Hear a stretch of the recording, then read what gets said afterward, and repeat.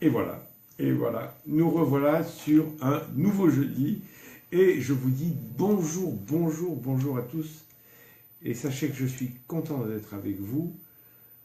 Ça devient une institution ce jeudi pour moi, ça occupe ma vie. Alors aujourd'hui, comme vous l'avez peut-être vu, il est question de, de savoir comment vivre et se nourrir pour oublier, pour ne pas penser au cancer, pour échapper au cancer, parce que le cancer... Voilà. Il y a aujourd'hui, au XXIe siècle, deux manières de quitter la vie. C'est soit en ayant un problème cardiaque, soit en ayant une saloperie de cancer. Donc, tant qu'à faire, il vaut mieux choisir le cœur, c'est plus rapide. Mais tant qu'à faire, comme disait Brassens, plutôt ne pas mourir du tout. Mais malheureusement, ça n'existe pas. Donc, euh, alors, le cœur, je vous en parlerai une autre fois. Comment garder un bon petit cœur, etc. Sachez de toute manière que les femmes sont davantage protégées du cœur que les hommes. Hein. Les hommes meurent plus du cœur. Alors, le premier, vous allez dire, ah ben oui, il plaide pour sa cause. La première manière, si vous voulez, d'échapper au cancer, c'est de ne pas être en surpoids. Le cancer est corrélé au surpoids, ou le surpoids est corrélé au cancer. Plus vous êtes gros, plus vous avez de chances d'avoir un cancer. Et c'est quasiment proportionnel. À 100 kg, vous avez X chances.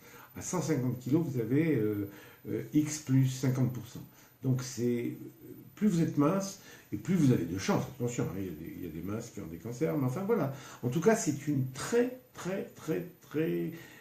importante chose à savoir, surtout quand on est dans une famille où il y a des cancers. Parce que avant de commencer ce live, je voudrais vous dire que si il n'y a pas de personnes dans votre famille qui ont des cancers, vous m'écoutez, parce qu'il n'y a pas que le cancer, c'est une manière de se nourrir. Le cancer, si vous voulez, au fond, le cancer, c'est un envahisseur. Hein. Donc, l'envahisseur, on l'évite. Quand on évite le cancer, c'est aussi une manière de se protéger en général, d'avoir une bonne immunité, d'éviter un nombre important de maladies qui ne sont pas directement corrélées au cancer. Parce que le surpoids, par exemple, intervient et dans le cancer et dans le cœur. Quand vous êtes en surpoids, vous menacez votre cœur et vous menacez l'éclosion de certains cancers. On va voir, on va y aller un peu plus avant. Alors, en ce qui concerne le mode de vie, la cuisine. Hein, la plupart des personnes qui sont avec moi ici sur ce live sont des femmes. Hein, je le sens, je le sais, puisque toutes les questions qu'on pose sont des questions posées par des femmes. Donc, la cuisine, c'est un lieu où on fabrique du cancer. Alors, le premier agent toxique dans la cuisine, c'est l'excès de cuisson. Hein, plus vous cuisez, plus vous induisez des modifications de texture, ce qu'on appelle des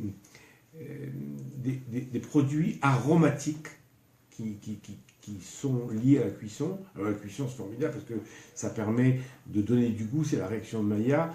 Tout ce qui est un petit peu très cuit donne du goût. Bon, ben, ce goût, si vous insistez trop, c'est un mauvais goût, hein, c'est un goût qui vous met en danger. Donc, cuisson excessive. Alors, la pire de toutes les cuissons, c'est la cuisson à la lèche-flamme. C'est-à-dire que la flamme vient toucher le produit que vous faites cuire. Alors, habituellement, c'est souvent la viande, c'est le barbecue. Hein, bon, alors, mais tous les produits sont dangereux, tous les excès de cuisson. C'est pas uniquement la viande, hein, parce qu'on peut s'imaginer qu'il s'agit des viandes. Non, pas obligatoirement. Tout ce qui est trop cuit, même du pain trop cuit, du pain noir, manger du pain trop cuit, carbonisé comme ça, c'est cancérigène.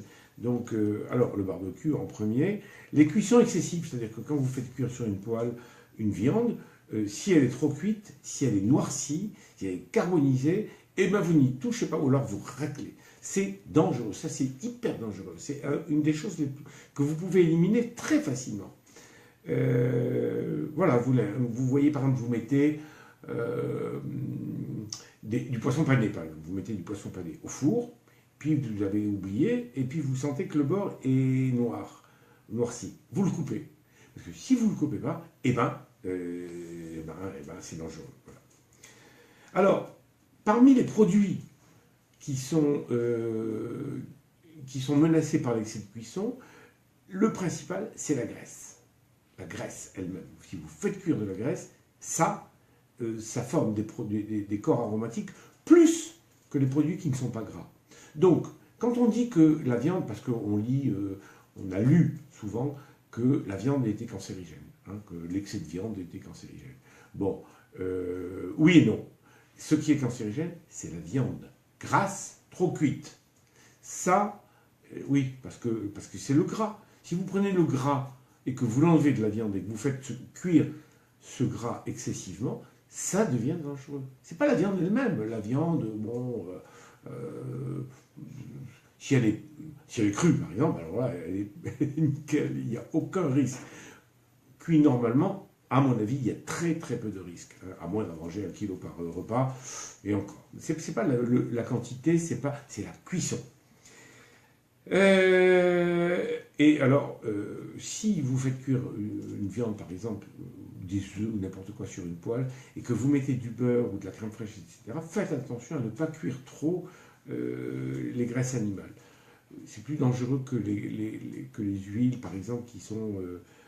enfin, les huiles, c'est la même chose. Il y a des huiles qu'il ne faut pas faire cuire trop longtemps. L'une des meilleures huiles, celle qui supporte le mieux la cuisson, c'est l'huile d'olive. Hein, l'huile d'olive supporte très bien la cuisson.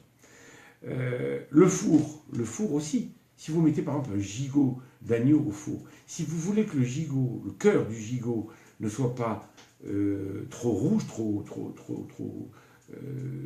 insuffisamment cuit, vous êtes obligé de le faire cuire très fort. Et toute la pellicule qui se trouve sur le gigot est dangereuse parce qu'elle est hyper cuite. Et en plus de ça, la graisse de l'agneau se dépose autour du gigot. Hein, c'est comme dans les jambons. Hein, le jambon, il y a le rouge au milieu, il y a le muscle, puis autour, il y a la graisse. Donc si vous faites cuire un gigot, pensez toujours à enlever la première couche. Alors malheureusement, c'est une des couches les plus appréciées. Alors l'idéal, c'est une cuisson légère, papillote. Papillote, c'est formidable parce que c'est cuit, c'est de la chaleur. Hein, et c'est rare qu'une papillote soit noircie. Le bouilli, bien entendu, ce qui est bouilli, en général, ne peut pas être noirci. La vapeur, cuire à la vapeur, c'est bien.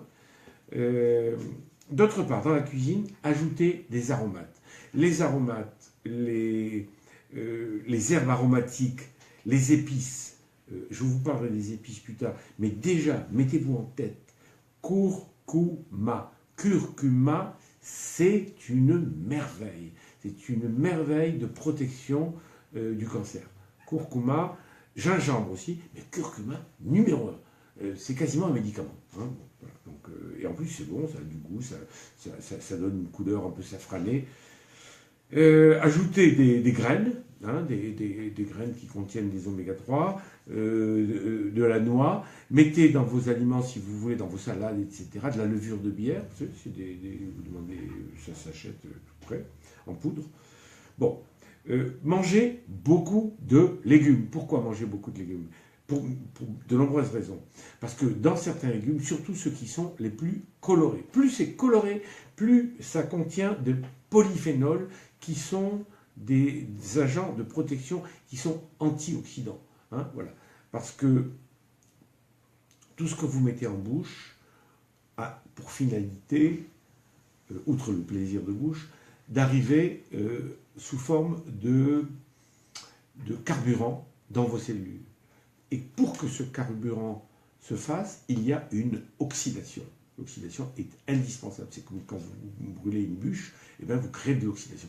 À l'intérieur, si vous voulez profiter des calories qui sont dans les aliments que vous consommez, vous êtes obligé de passer par une oxydation. Et cette oxydation crée des électrons dissociés. Lorsque vous voulez oxyder, vous coupez vous séparez des électrons et il y a un électron libre qui devient méchant parce qu'il cherche à s'accoupler. Un électron seul n'a qu'un désir, c'est de rencontrer un autre électron pour... voilà. Et ces électrons qui sont libres cherchent, et alors ils fouillent dans vos tissus pour tirer les... Et là, ils deviennent oxydants dans vos tissus. Et ça, c'est mauvais, et pour le cœur et pour le cancer. Mais cancer, encore plus. Donc, tout ce qui est antioxydant dans l'alimentation vous protège, parce que vous apportez le boucherou. Si vous voulez, vous avez un oxydant qui est méchant, qui cherche à vous faire du mal, hop, vous lui donnez son complément, vous le mariez, et là, après, il redevient tranquille. C'est plus un célibataire méchant, c'est un petit électron marié. Voilà, alors, plus les légumes sont colorés, alors les carottes, c'est par définition l'un des meilleurs aliments pour, je vous l'ai déjà dit, hein, une carotte par jour réduit de 30% le risque d'avoir un cancer du sein. Pour une femme, c'est important. La tomate, c'est plus pour les hommes. Dans la tomate, il y a du lycopène, c'est un produit qui protège du cancer de la prostate. Alors, si vous avez un homme et que vous avez envie qu'il garde sa prostate, ce qui est pas mal, hein, si vous voulez faire des enfants ou avoir du plaisir, la prostate, ça peut servir. Donc, vous lui donnez des tomates, du jus de tomate, du ketchup, hein, voilà. Les salades vertes. Alors, dans une salade, alors en général, on enlève les feuilles les plus vertes et on garde le cœur parce qu'il est blanc, hein, Alaska. Mais malheureusement, c'est les feuilles extérieures qui sont les plus riches en antioxydants et en polyphénol. Il y a aussi le radis, parce que le radis, il y a des radis bien rouges. Choisissez les bien rouges. Il y a les haricots verts parce qu'ils sont très verts, les épinards parce qu'ils sont très verts aussi, les poivrons parce qu'ils sont rouges. Alors, le poivron, c'est un bon aliment, un très très bon aliment, et c'est le légume qui a la plus forte teneur en vitamine C. Il y a autant de vitamine C dans le poivron que dans l'orange. L'orange et le poivron, identiques. Et le soja. Alors pourquoi le soja? Parce que le soja, c'est pas très coloré. Le soja, écoutez-moi bien. Dans le soja, il y a des molécules qui ont, par hasard, la même configuration que les hormones féminines, ce qu'on appelle les œstrogènes. Et les œstrogènes sont très puissants et ils sont un peu cancérigènes. Vous voyez, par exemple, beaucoup de femmes maintenant hésitent à avoir des traitements hormonaux de la ménopause parce qu'on se méfie de ces œstrogènes. On a peur que ces œstrogènes entraînent des cancers du sein, des cancers de l'utérus, etc. Donc voilà. Et le soja contient des cellules qui sont des mimétiques, c'est-à-dire qui ressemblent énormément aux hormones féminines, aux œstrogènes, mais qui n'ont pas la violence des œstrogènes. C'est-à-dire que quand vous mangez du soja, ces œstrogènes végétaux, ces phytoœstrogènes, viennent se mettre sur le récepteur des œstrogènes. Et l'œstrogène, quand l'œstrogène arrive pour agir, il dit la place est prise. Donc il ne peut pas. Et lorsqu'il n'est pas dans cette place, il perd de son pouvoir cancérigène. Donc le soja, c'est important. Parce que ça a une action donc, de phytoœstrogène. On dit par exemple que les femmes asiatiques ont beaucoup moins de cancer. C'est pas qu'on dit, c'est qu'on le voit, c'est prouvé, les statistiques le montrent. Les femmes asiatiques, les femmes japonaises ont moins de cancer du sein et de l'utérus que les femmes américaines ou les femmes françaises. Et que le mot ménopause n'existe pas en japonais. Oui, donc ça veut dire que le soja, l'idée des gynécologues asiatiques, c'est de dire que le soja protège de cette absence d'hormones. Parce que la plupart des femmes qui ont des bouffées de chaleur et qui ont des troubles de la ménopause et qui ont des pertes de libido, etc., c'est dû justement à une baisse des hormones féminines. Les œstrogènes, c'est les hormones de la femme, c'est tout ce qui rend femme, c'est tout ce qui donne des seins bien tendus, c'est tout ce qui donne de l'envie de vivre.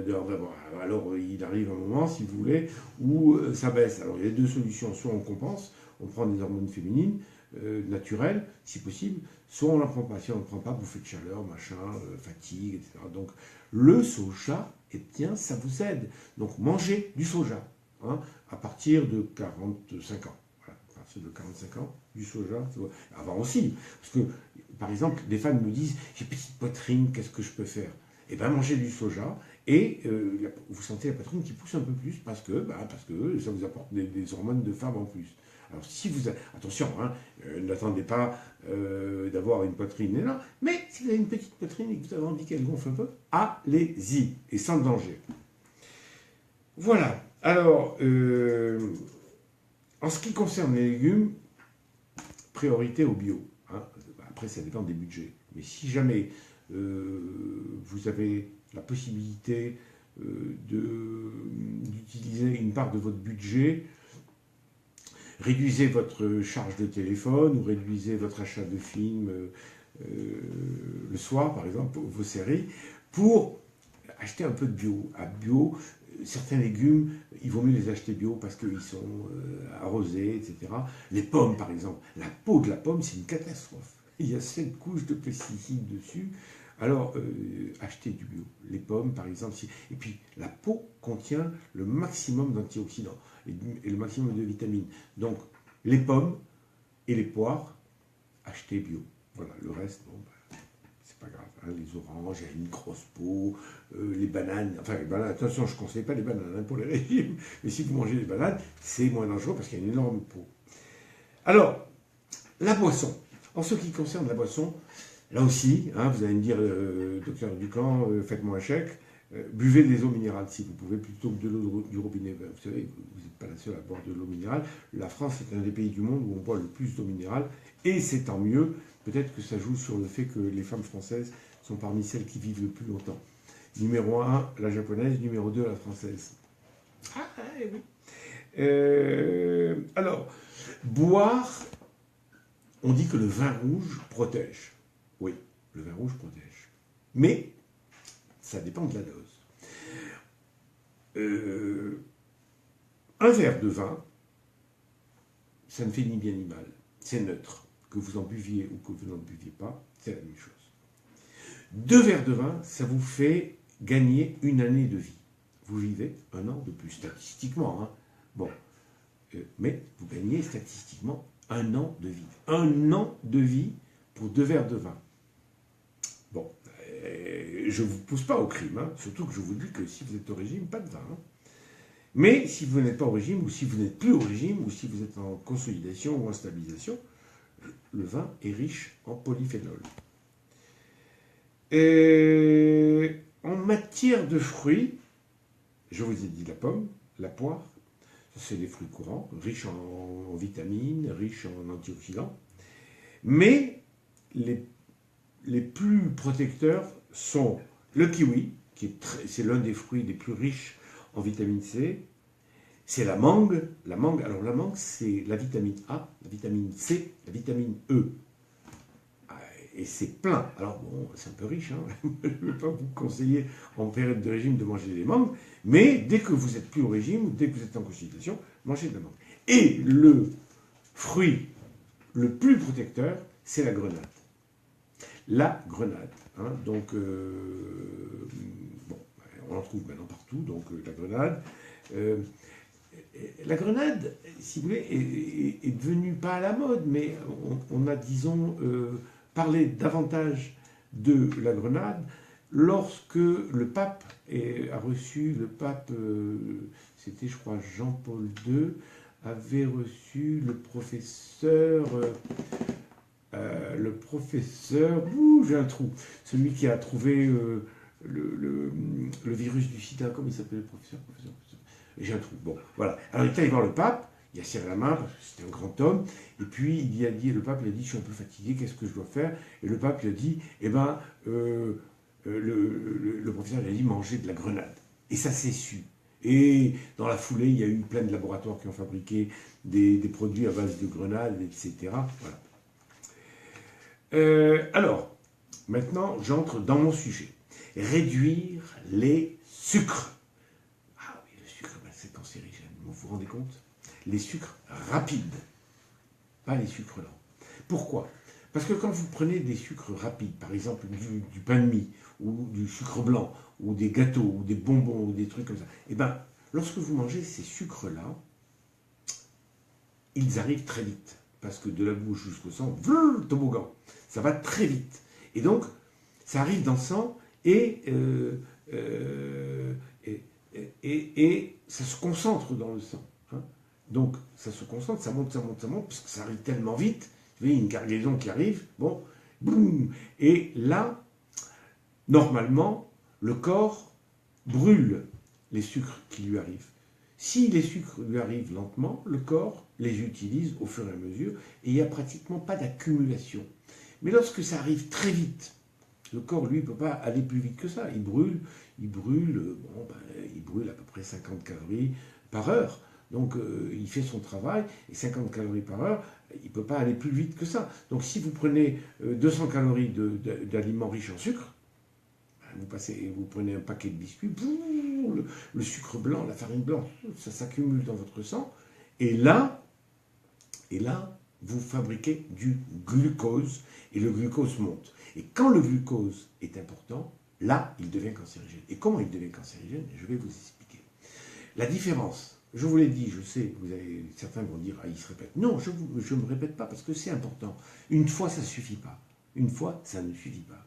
Alors, quand vous mangez une cellule saine, une cellule normale, non cancéreuse, une cellule normale, vit, consomme à la fois du glucose et peut survivre avec de la graisse. S'il n'y a pas de glucose, la cellule normale appelle de la graisse et lui dit, bon, écoute, je vis avec. Voilà.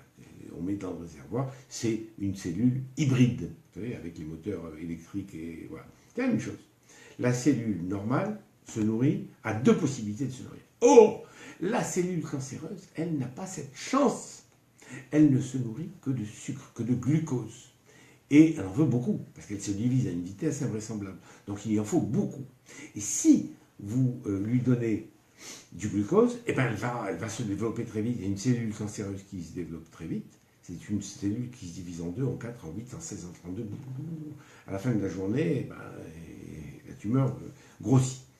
Donc, si vous êtes d'une famille où on a des cancers facilement, soyez précautionneux sur le sucre. Hein. C'est-à-dire que, par exemple, si vous devez prendre, allez, je prends un exemple, si vous devez prendre 4 tranches de pain de mie pour faire, prenez 2 tranches et une demi-heure après 2 tranches. Mais si vous prenez les 4 d'un coup, elles vont arriver en flot. C'est très important que vous compreniez ce mécanisme. Les glucides. Je ne parle pas des protéines, de la viande, du poisson, des œufs, etc. Je ne parle pas des graisses, de l'huile, du beurre, etc. Je parle des glucides. Les glucides, lorsqu'ils arrivent très vite, ils se transforment en glucose. Et ce glucose, il fait grossir et il donne du cancer. Vous vous rendez compte de ce que c'est? Donc, mettez-vous ça en tête. Donc, si d'aventure, vous avez dans votre famille quelqu'un qui a un cancer, si vous dites, voilà, j'ai une amie, dites-leur, pendant le traitement, pendant la chimio, ne prenez pas de sucre, parce que malheureusement, il y a des médecins qui ne le savent pas.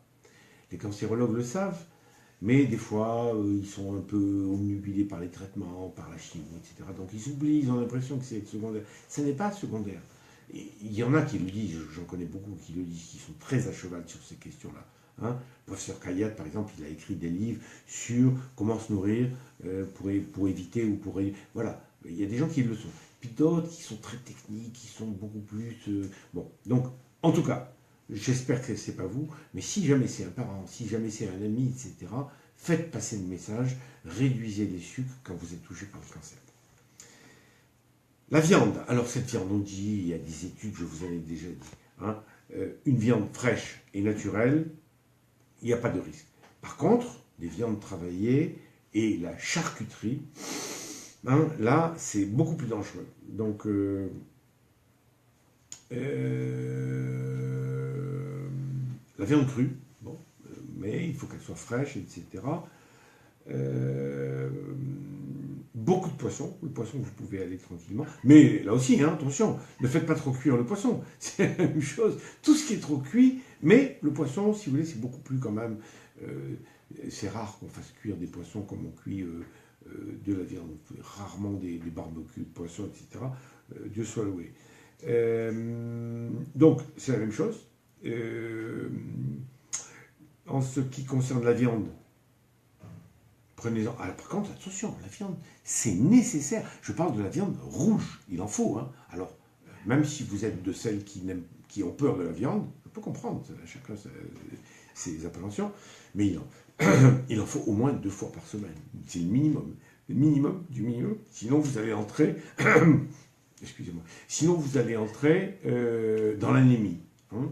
Et l'anémie, c'est une sale bête. Donc, attention, hein, il faut que vous ayez de la vitamine B12, et il n'y a de la vitamine B12 pratiquement que dans la chair animale. Donc, surtout, mangez de la viande, et surtout, vos enfants, ne les privez pas de viande. Un enfant, ça doit avoir de la viande, je dirais, oui, presque tous les jours. Hein. Moi, au moins un repas par jour dans lequel il y a un peu de viande.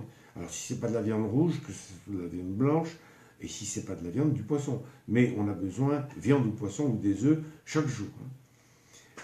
Hein. Bon, les œufs, si possible, bio, là aussi, et nourris aux graines de lin. Alors, il y a une marque qui est... C'est pas une marque, c'est une association, j'aime bien, c'est des gens très sérieux, qui s'appelle Bleu, Blanc, Cœur. Bleu, Blanc, Cœur, qu'on trouve chez Monoprix, qu'on trouve dans toute la grande distribution, pas que Monoprix d'ailleurs. Voilà, Bleu, Blanc, Cœur, et leurs œufs viennent de poules qui sont nourries avec de la graine de lin et des oméga 3. Alors, attention aux gros poissons. Parce que poisson, c'est formidable, mais les gros poissons, il y a des métaux lourds, du mercure. Pourquoi? Parce que les gros poissons vivent longtemps et ils sillonnent dans les mers, ils vont partout, etc. Et là, ils vieillissent. Un poisson, ça peut vivre des années. Donc, et ça filtre. Un poisson, ça filtre. Hein.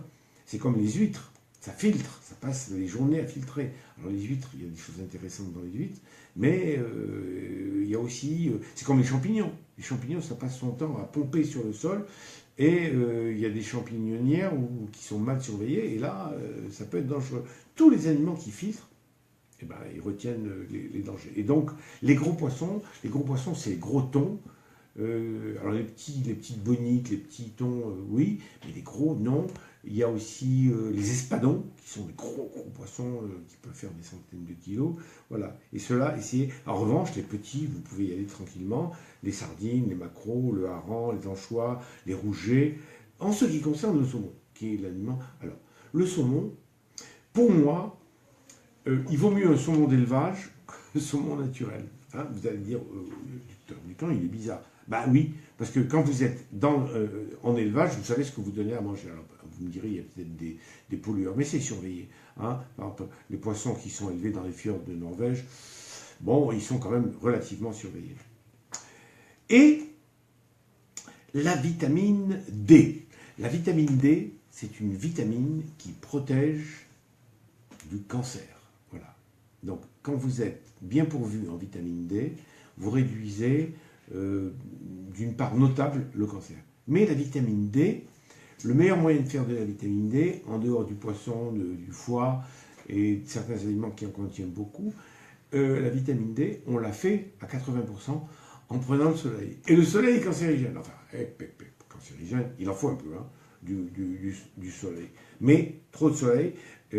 Alors, l'idéal, c'est 20 minutes de soleil par jour. Alors, avec un petit écran, c'est encore mieux. Mais au-delà de 20 minutes, ça devient suspect. Hein. Donc là, il faut mettre des crèmes, il faut mettre des t-shirts, il faut mettre des chapeaux, il faut mettre des parasols.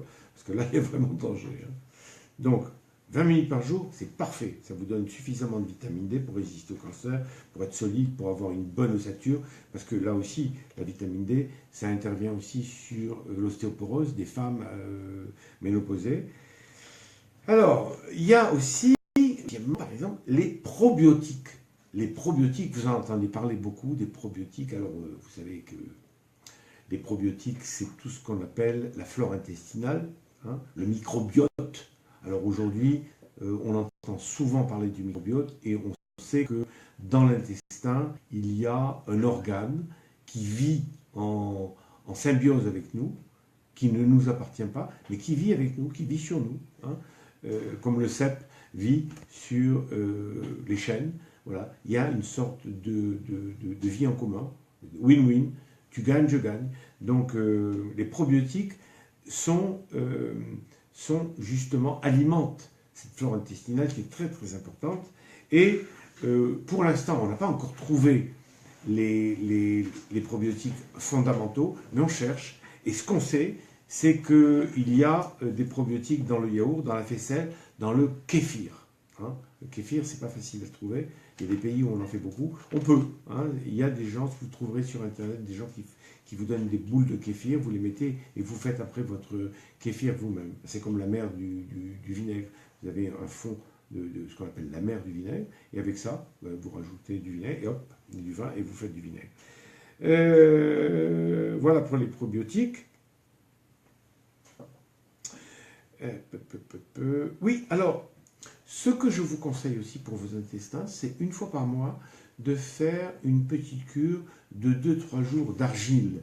D'argile verte, vous demandez de l'argile dans un magasin ou même dans certaines pharmacies ou parapharmacies, vous aurez des paquets d'argile verte, pure, purifiée bien sûr, et là vous en mettez une cuillère le soir, une cuillère à soupe le soir dans un grand verre d'eau avant de dormir, et le matin, si vous voulez, elle a été travaillée, etc.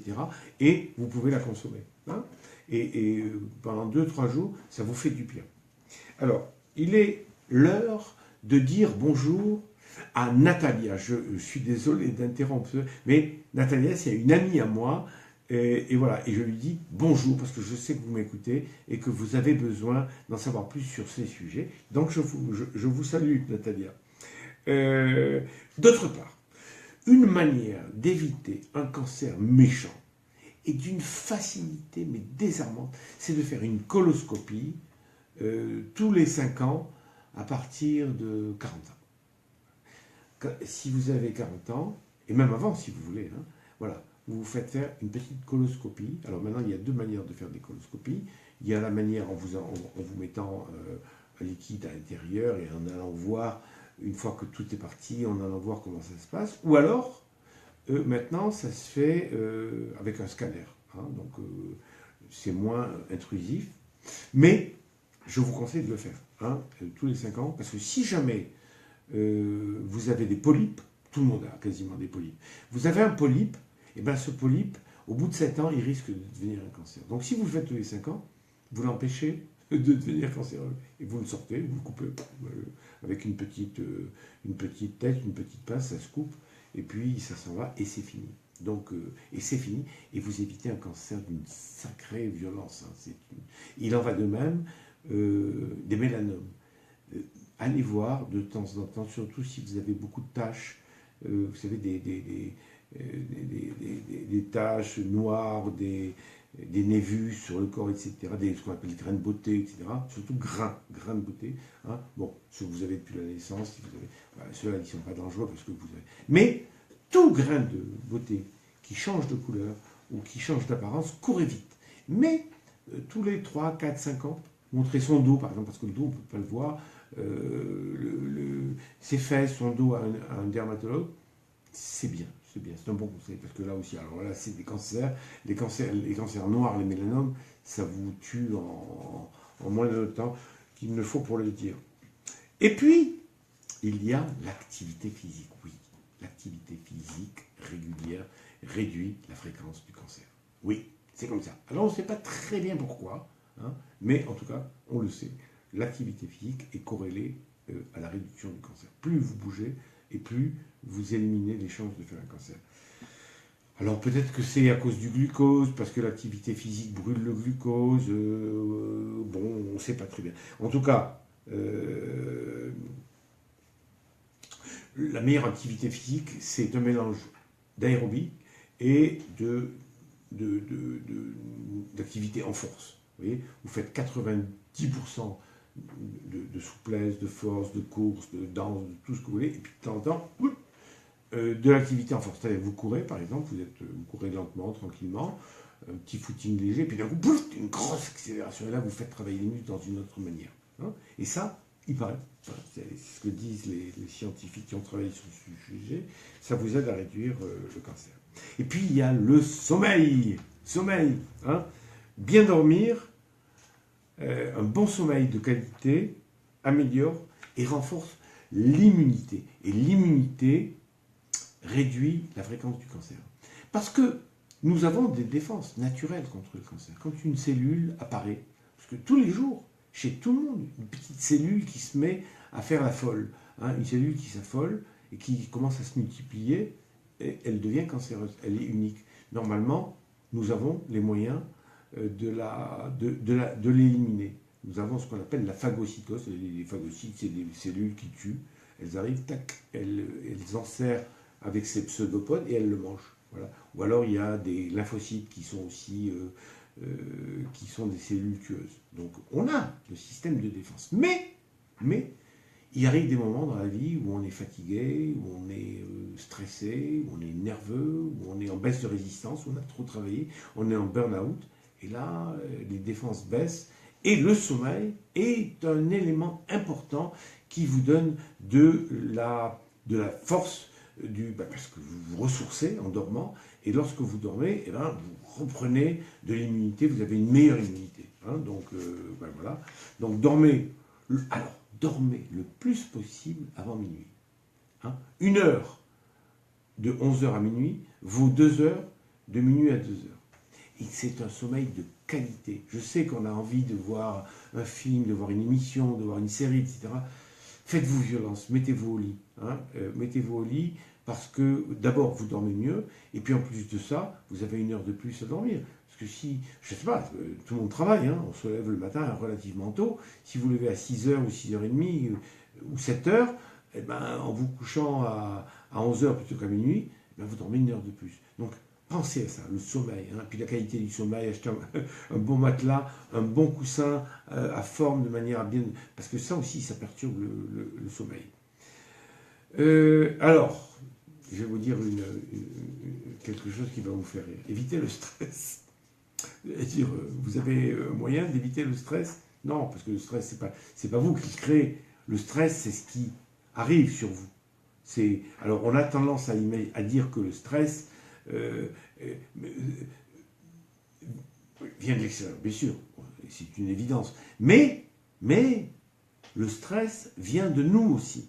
Parce que si vous me dites, votre fille a raté son bac, alors je peux me lamenter, je peux pleurer, je peux invoquer les dieux, je peux devenir méchant parce que je comprends pourquoi la fille de ma voisine a eu son bac et pas la mienne, je peux m'en vouloir, etc., en me disant que je n'ai pas fait ce qu'il fallait, etc.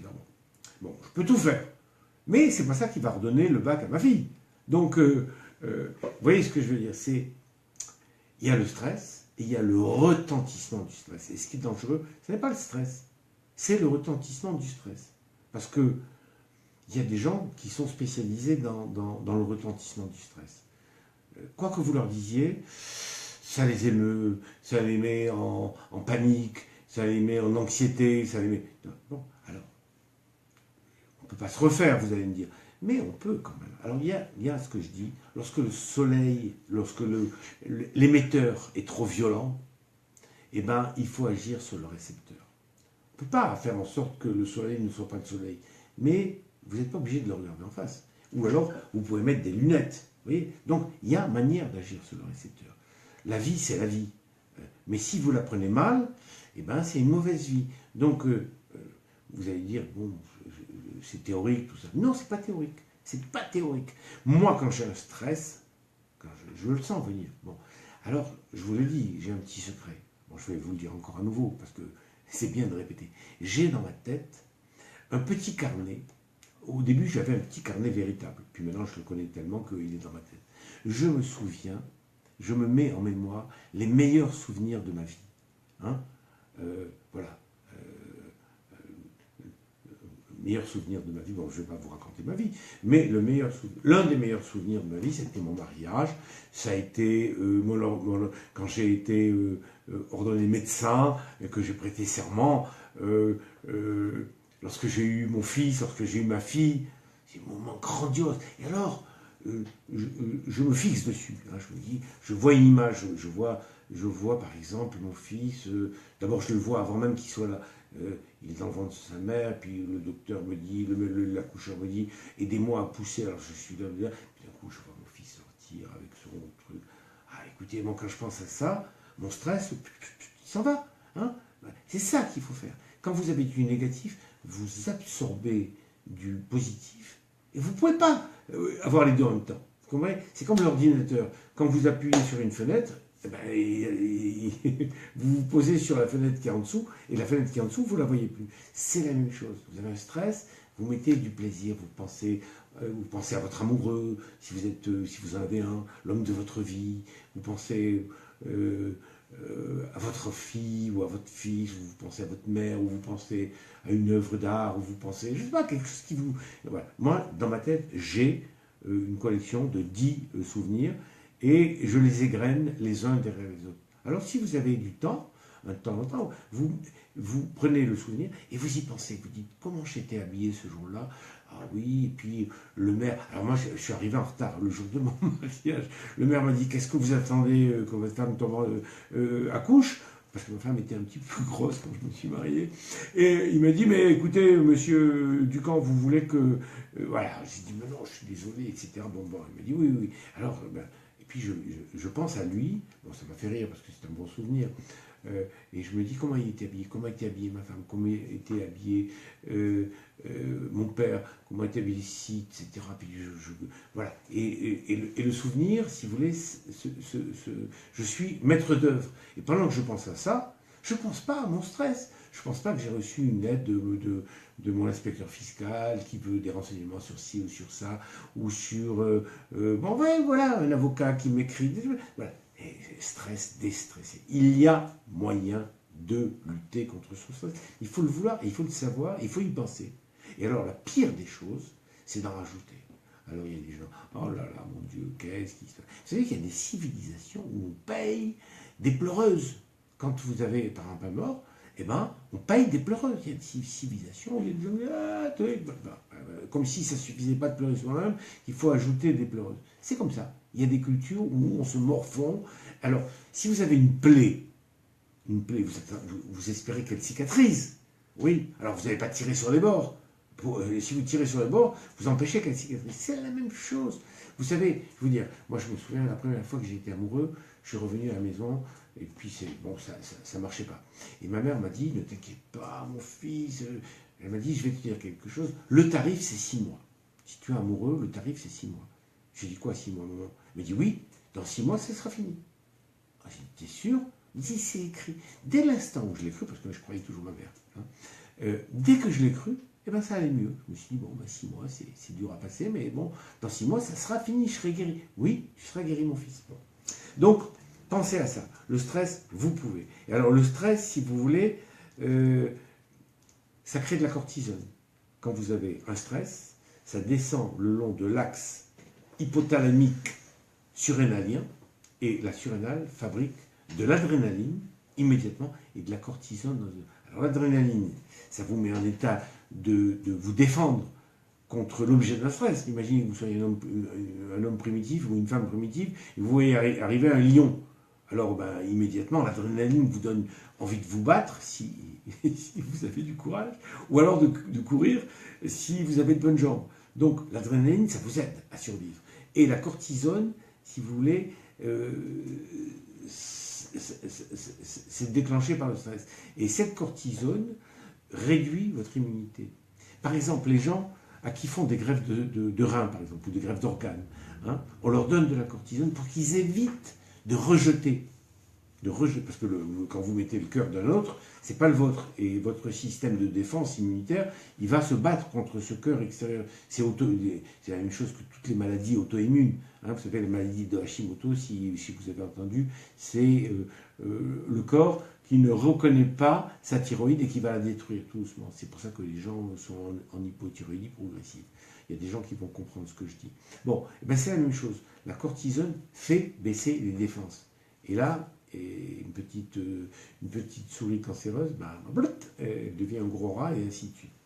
Donc, stress, cortisone, essayez d'éviter. Attention aux OGM. Les OGM, les organismes génétiquement modifiés. Alors, les OGM, il y a beaucoup d'OGM qui ont été créés parce que vous avez un champ. Vous avez des belles aubergines, puis autour vous avez des herbes folles. Alors vous avez besoin de mettre des herbicides. Bon, alors on fait des aubergines qui résistent aux herbicides, Puis après, on peut en mettre partout autant qu'on veut. Donc on détruit les mauvaises herbes et on laisse les aubergines. Malheureusement, les aubergines, elles sont bourrées de pesticides. Parce que vous avez mis du pesticide partout. Et vous avez peut-être entendu parler du Roundup. Hein, le Roundup, ça avait fait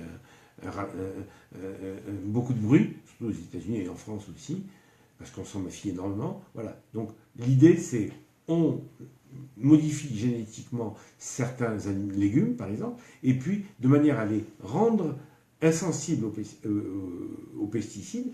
Et par contre, vous n'êtes pas insensible aux pesticides. Donc méfiez-vous des OGM. Je voudrais vous donner des alliés alimentaires. Le premier, je vous l'ai dit, c'est le curcuma. Le deuxième, c'est le brocoli. Le brocoli, c'est l'aliment, le végétal, le plus anti-cancérigène qui soit. Parce que le curcuma, c'est une épice, ce n'est pas un aliment. Mais en tant qu'aliment, le premier aliment anti-cancérigène, c'est le brocoli. Et le brocoli, je vous ai déjà donné une petite recette de brocoli. Vous prenez les brocolis crus, vous les coupez, surtout pas bouillis, vous les coupez, vous les mettez dans votre poêle, vous mettez du gingembre. Alors le gingembre augmente encore le pouvoir du curcuma, du brocoli, pardon, et dessus vous mettez un petit filet de sauce de soja. C'est une merveille. Et vous prenez votre brocoli croquant sous la dent. Voilà, j'arrête parce que ça me donne faim. Troisièmement, la carotte. Une carotte par jour réduit de 30% le risque de cancer du sein. Alors, si vous êtes une femme, le cancer du sein, vous savez qu'il y en a beaucoup. Hein. C'est un des cancers, c'est le cancer numéro 1 de la femme. Donc, prenez une carotte, des carottes râpées, des carottes bouillies, des carottes, ce que vous voulez. Bon, moi, j'en prends tous les jours. Hein. Et en plus, ça vous donne une bonne mine. Et puis ça rend gentil, paraît-il. Le soja, je vous en ai déjà parlé. Donc, le soja qui prend la place des oestrogènes et qui réduit le risque de cancer. La tomate. Alors, la tomate, c'est pour les hommes. Hein, non, c'est pour les femmes aussi, mais bien plus pour les hommes, parce que ça protège du cancer de la prostate. L'ail, dans lequel il y a un produit qui s'appelle l'allicine, qui est un produit qui est anticancérigène. L'idéal, c'est 2 gousses d'ail par jour. Vous n'êtes pas obligé de les manger cru parce que ça pollue, mais vous pouvez les faire cuire. Hein, vous pouvez les faire cuire, et cuit, ça n'a pas de goût, ça a même un bon goût. L'ail, quand c'est cuit, moi j'aime l'ail quand il est cuit, pas cru. Hein, je enfin non, je ne vais pas parler de ça, un petit peu, toute petite. Le thé vert est anti-cancer.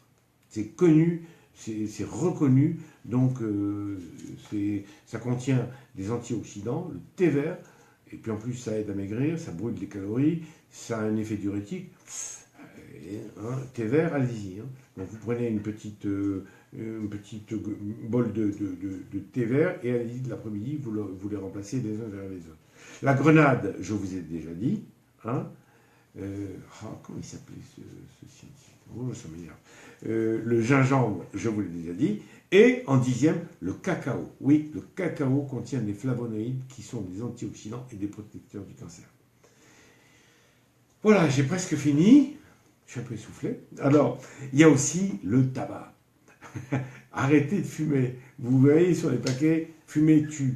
Alors vous me dire, alors qu'est-ce que vous attendez d'être enceinte pour arrêter de fumer? Toutes les femmes qui sont enceintes, enfin 80% des femmes enceintes, s'arrêtent de fumer. Alors, si vous voulez arrêter de fumer, imaginez que vous êtes enceinte. Voilà. Et puis l'alcool. L'alcool, le verre de vin, je répète, un verre de vin, 0. 2 verres de vin, vous gagnez 1 an. 3 verres de vin, c'est 0. 4 verres de vin, vous perdez une année. 4 verres de vin, vous perdez une année. 4 verres de vin, ça fait un demi-litre par jour. Attention, demi-litre de vin par jour. Voilà, alors 1 litre de vin par jour, bonjour les dégâts. J'ai fini avec mon sujet. En revanche, je n'ai pas fini avec vous. Alors, dites-moi, c'est là? Oui, c'est là. Alors, Vanina Touré, le thé vert de Chine à éviter, trop pollué. Ah, c'est pas bête cette histoire. Oui, le thé vert de Chine. Je ne suis pas sûr que tous les thés verts de Chine soient... Vanina, je ne suis pas sûr que tous les thés verts de Chine soient condamnés. Il y a quand même des gens en Chine qui s'en sortent. Hein. Donc, achetez des bons thés verts, mais c'est vrai, acheter des thés provenant d'ailleurs, d'Inde peut-être, oui, l'Inde c'est un bon pays.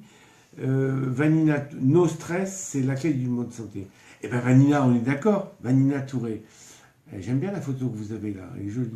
Alors, Alexandra Myriam Vechbu, j'ai la maladie de Takayasu. Vous connaissez? Non. Dites-moi ce que c'est. Takayasu, je ne connais pas.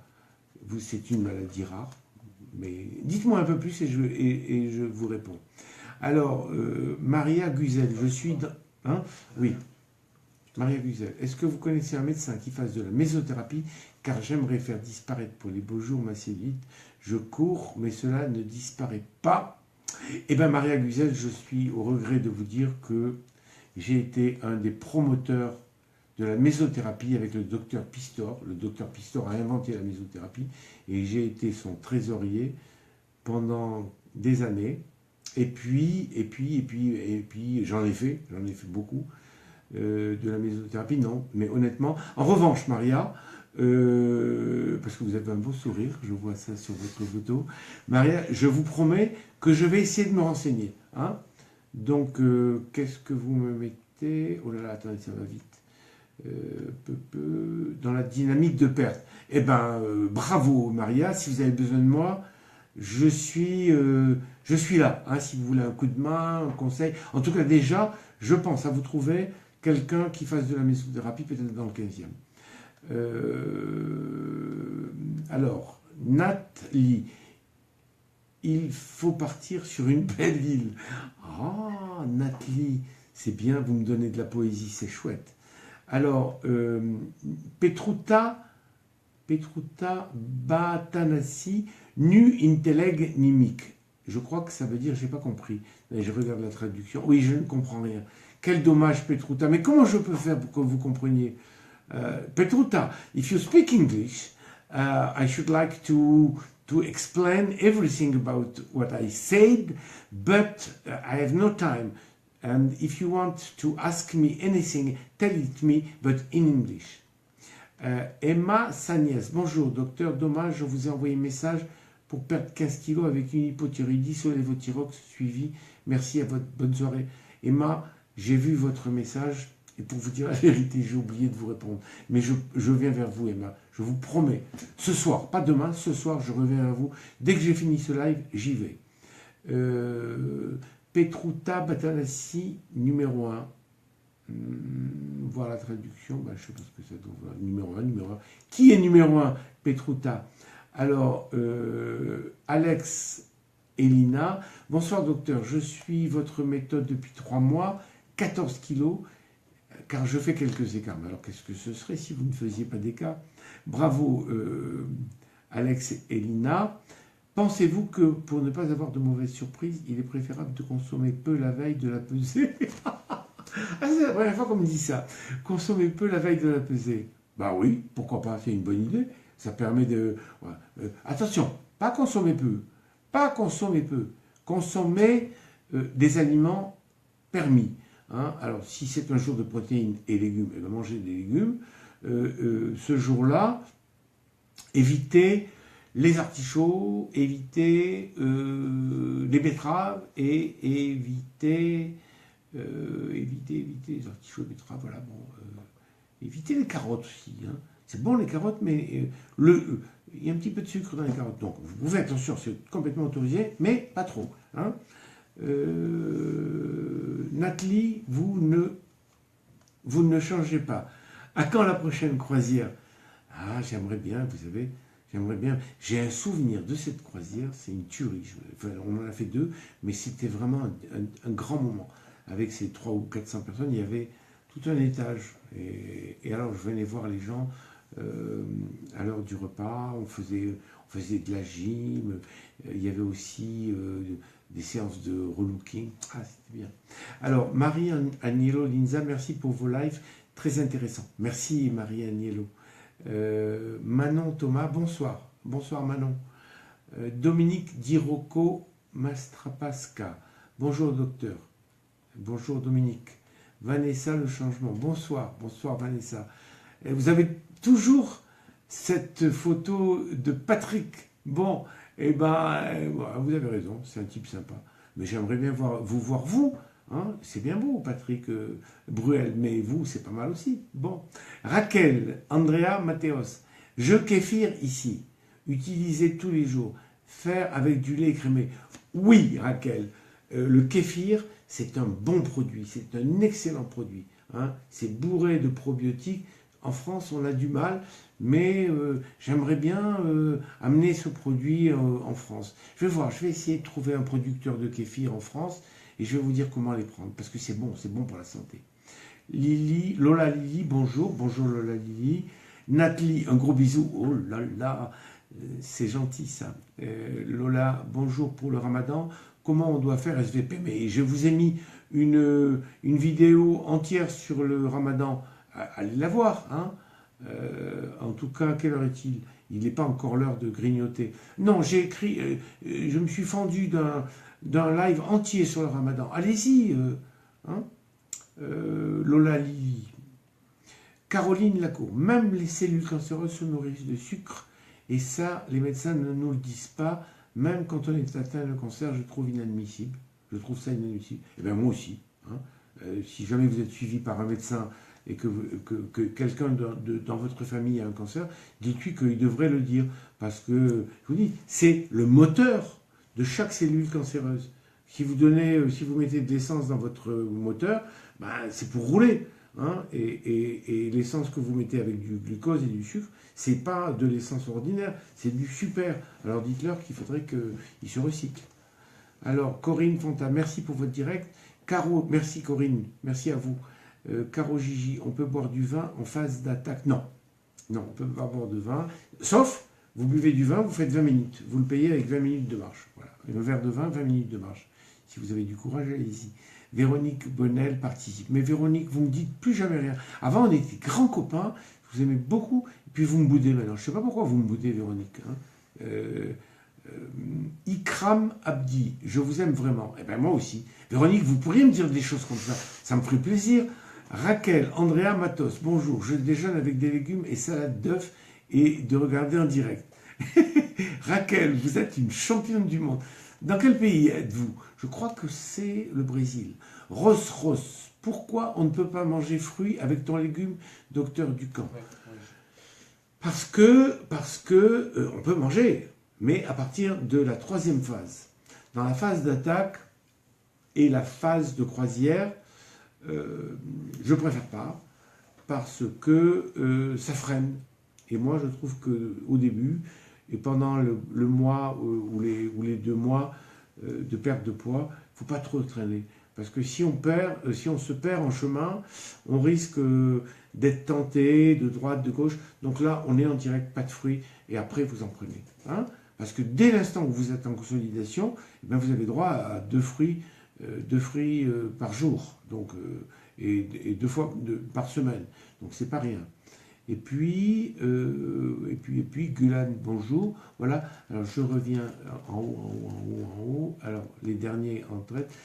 Je vous ai répondu en dessous, Alexandra. Alors, kéfir et est-ce cachère? Non, kéfir, c'est pas cachère, mais on peut l'avoir en cachère. Hein, si c'est préparé avec un bon petit rabbin qui bénit, et ben ça devient cachère. Voilà, Alexandra. Je voudrais être suivi de nouveau par vous. Eh oui, Alexandra, mais je peux vous suivre si vous voulez là, vous me dites ce que vous voulez. Si c'est des choses qui sont intimes, vous me les dites par message privé. Si c'est pas intime, vous me posez vos questions et je vous réponds. Et ça peut aider d'autres personnes. Alors, Emma Sagnès en hypothyroïdie, suivi l'évothyrox 100. J'aimerais faire dito, comment faire? Merci à vous. Alors, si vous êtes sous l'évothyrox 100 et que sous l'évothyrox 100, votre TSH est inférieur à 1,5, vous êtes exactement comme quelqu'un d'autre. Vous n'avez pas de problème qui vous différencie des autres. En revanche, si vous avez une TSH qui est entre 1,5 et 4, de nombreux médecins vous diront que c'est normal, mais si vous voulez maigrir, vous ne maigrirez pas avec une TSH supérieure à 1,5. À 2, ça commence à freiner, à 3, ça freine, à 4, ça ne marche pas du tout. Donc, si vous êtes sous l'évothyrox, ça veut dire que vous avez une TSH tous les 3, 4, 5, 6 mois. Donc, vous savez à peu près où vous en êtes. Donc, voilà. où est-ce que vous êtes? Que je ne dise pas de bêtises. Alexandra. Voilà. Hein, Emma Sagnès, on y pourrait dire. Alexandra Aya, Myriam, maladie rare auto-immune qui ferme les artères sous-clavières, vertébrales, pulmonaires, l'aorte, les carotides, toutes occluses. Ah ben je ne connaissais pas Alexandra. Ben écoutez, j'espère que ça se soigne bien. Les artères sous-clavières, oui, c'est embêtant ça. Vertébrales, c'est un peu embêtant aussi. Donc, si elle ferme les... Bon, ben, là aussi, il faut manger correctement, parce qu'il y a une part aussi de... que la maladie ferme, d'accord, auto-immune, ben, il doit y avoir des traitements. Hein. Il y a aussi la cortisone. Je pense que ça doit jouer, mais je ne peux pas vous donner de renseignements là-dessus. Alors Vanina, mon papa aussi a travaillé avec Pistor. Il était mésothérapeute jusqu'à 75 ans. Bon, et alors il ne peut pas vous faire ces petites piqûres lui-même, hein, peut-être qu'il n'est pas vivant, je ne sais pas, j'espère que peut-être qu'il est à la retraite, donc, mais je vous promets que je vais vous trouver ça, hein. Ne vous inquiétez pas, je vous trouve et je le mets sur Takayasu, ferme les artères en Y. D'accord, bon, d'accord. Voilà, en haut, voilà, 30 dates. Et 30 dates. Ah, et 30 dates aussi, vous prenez du 30 dates. Bon. Belinda Lebon, bonsoir docteur, je suis dans 2 jours à 2 mois de régime, j'ai perdu 18 kg 800, j'en ai encore beaucoup à perdre. Ah bon? Mais je vous remercie car votre méthode marche, merci, je vous embrasse. Mais attendez, Belinda, si vous avez perdu 19 kilos et vous me dites qu'il vous en reste beaucoup, mais combien vous aviez à perdre, hein? Surtout, Belinda, n'essayez pas de maigrir excessivement. Hein. Maigrissez comme il faut, pas plus que ça, parce que sinon vous aurez du mal à ne pas reprendre. Et bien voilà, je crois que j'ai fait le tour de la question. Attendez, je vois quelque chose là. Conseillez-moi SVP, Zeynep, Sakir.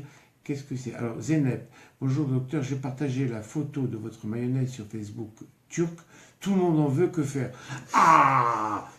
Vous êtes un petit bonheur. Mais alors, la mayonnaise, c'est une tuerie, comme on dit. J'aime pas ce mot, mais là, je suis obligé de le dire. Mais je ne sais pas comment faire. Alors, je m'en vais. Laissez-moi réfléchir. Je m'en vais m'occuper de ça. Vous allez voir. Vous allez voir ce que vous allez voir, Zeynep. Je vais vous faire arriver de la mayonnaise en Turquie. Hein, d'une manière ou d'une autre. Vous êtes à Istanbul. Si vous êtes à Istanbul, dites-le moi. Je fais envoyer de la mayonnaise à Istanbul parce qu'on a la fille qui s'occupe du site est à Istanbul. Mais de toute manière, vous allez en avoir bientôt. Hein. Je crois que c'est bien que vous m'ayez dit ça. Si vous avez besoin d'autres produits, dites-le moi et je vais faire en sorte qu'il y en ait. D'accord? Voilà, Angélique Imaz, bonsoir. Bonsoir Angélique. Qu'est-ce que vous avez sur le bout du nez? Hein? Qu'est-ce que c'est que ce point noir sur le bout du nez avec ces beaux yeux bleus là? Je vais refaire le message. Bravo Zineb.